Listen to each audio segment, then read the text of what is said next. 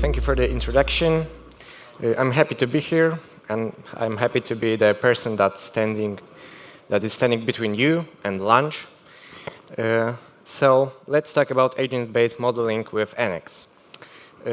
First, let me start with a question. How many of you guys know anything about agent-based modeling or simulations? Yep, few hands, a little. That's good. And how many of you know anything about NX? More hands? Yeah. Then I'm happy to give this talk to you. But how many of those people that know anything about NX heard, or maybe did, something that is not machine learning? Yeah. Two hands. Yeah, that's even better because I'm not going to talk about machine learning. Quick introduction. I'm Paweł. You can find me on GitHub by this avatar. I'm developer at Elixir Solutions, and recently I graduated from AGH University of Krakow. I forgot to mention it that it is in Krakow. And actually, all these things I'm talking about today was my project for my master's thesis. So what's the problem? You can see some pixels that are moving in structured motions. And spoiler alert, this is actually the agent-based simulation built with NX. So to be more precise, the red dots is a spreading fire. Yellow dots are people that are trying to evacuate from the building. And if some lucky few of you have a vision good enough to see the green dots, those are the exits. So I started with an agent-based modeling framework that was provided. In short, agent-based modeling or simulation is a paradigm where you program the individual goals and set of rules for each agent. For this example, one agent could be the person, another agent is the fire. So you individually program how these agents interact with the environment and let the simulation run to see some results. This framework was already written in Elixir with NX library by the people that were working on this project before me. And in this particular framework, agents make decisions based on their local neighborhood. So they look around themselves and make the decisions. Initially, it was tested with EXLA backend on CPU, but it performed very poorly on the GPU. So my task was to actually re-implement it so it can be run effectively on the graphical processing unit. So the problem, you can see this code. Don't be scared of the while keyword. It's still Elixir. While is a macro from NX that lets you write while loops.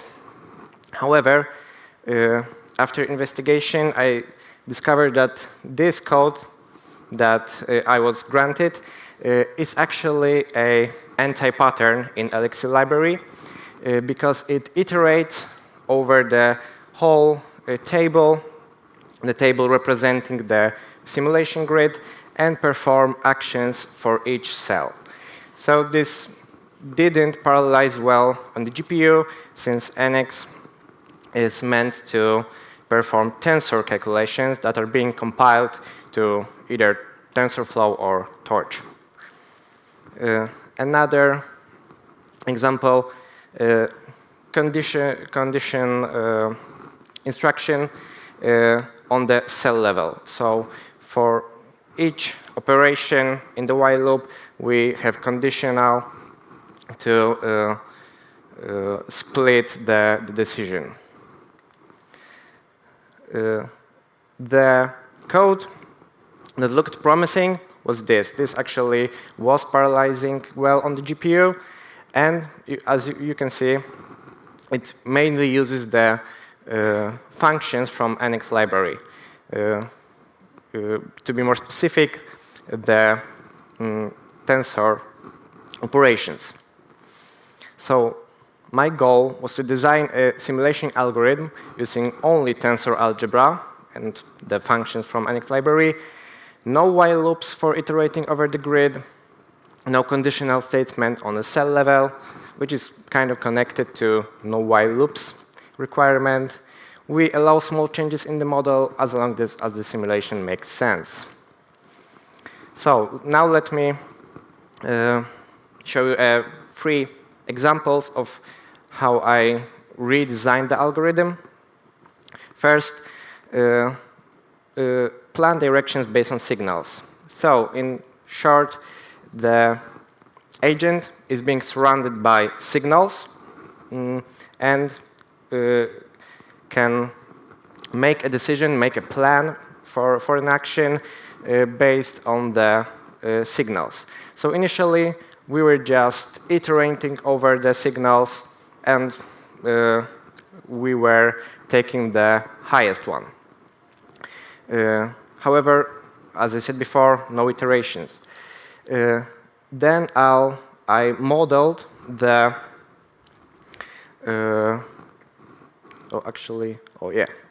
I modeled each direction by a unit vector. And then this operation, this dot product, where I took the amplitude of the signal and multiplied with the unit vectors, gave me a resultant vector of the signal that is working on the agent. So this is a small example, and this is how the calculation works. So we have the amplitudes, the unit vectors, and the resultant vector, which is pointing this way. Now, conflict resolution. This was probably the most tricky part, because I needed to randomly choose which agent is allowed to do an action when there's a conflict of interest. So, for example, 2 agents want to move to the same cell. We take this cell, create a neighborhood of this cell. So P means plan 1, plan 2. F means free space, O means obstacle. Then we filter the neighborhood and leaving the plans only. So actually, this is the filter vector. Now, we draw some vector of random numbers of any distribution, the same size as the neighborhood. When we multiply it element by element, then we have a vector of random numbers in places where the plans are and zeros otherwise. Now we take maximum of those, and we have another vector where there's only 1, and the rest of the positions are zeros. And we reduce the dimension by simply multiplying it element by element. So we have the vector with 1 plan and zeros otherwise, and then summing it to reduce the dimension. And to give you some example, this is the code. So another advantage is that when I use the mathematical operations and for the tensor algebra, the implementation is pretty straightforward. Now, applying actions. So we move the agent, and then we remove it from the previous cell.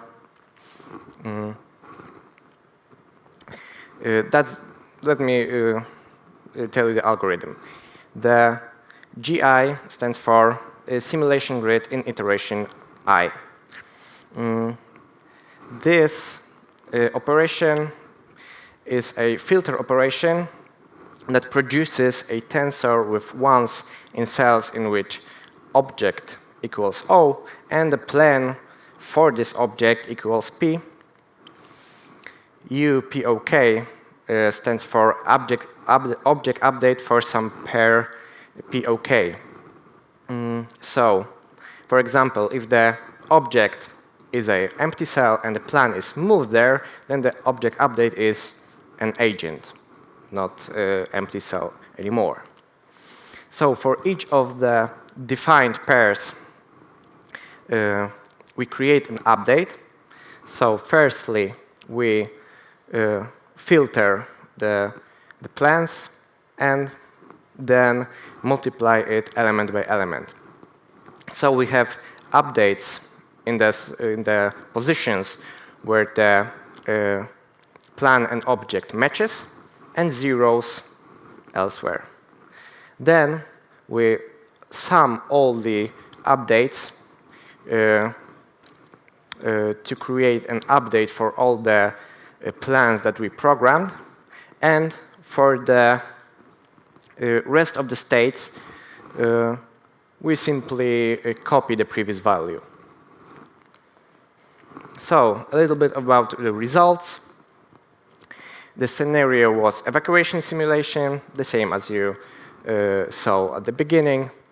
I ran it for 100 iterations.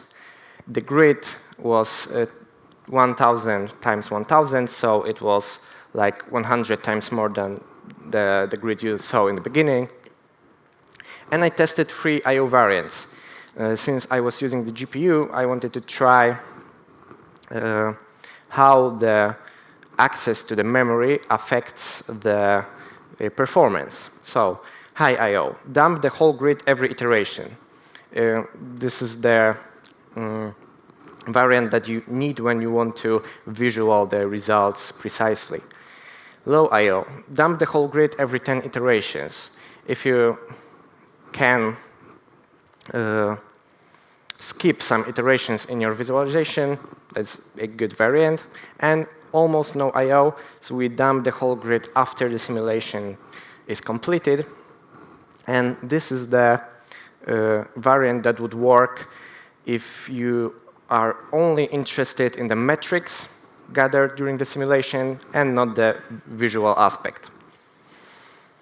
And I compared the new version on the GPU versus the old version on the CPU to see if we can gain anything by using the hardware accelerator. So, the high I/O. We got a little bit of speed up comparing the two hardwares, but if we go deeper and we lower the I/O operations, we go faster and faster. So this totally makes sense, because if you need to load the big table from the GPU on and off again, then the usage of GPU is not making any sense anymore. So, in summary, we were introducing redundant computations because many times we were multiplying by 1 or by 0 to filter out the things we need. And this is because the code needs to be executed for each cell. Single instruction, multiple data. Yeah, this is what I already said.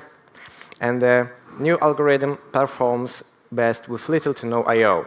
So, in general, using GPU for such simulations is good when you have large simulation and you want to gather metrics. For example, how big is the fire, or how many people have already escaped, and you are not interested in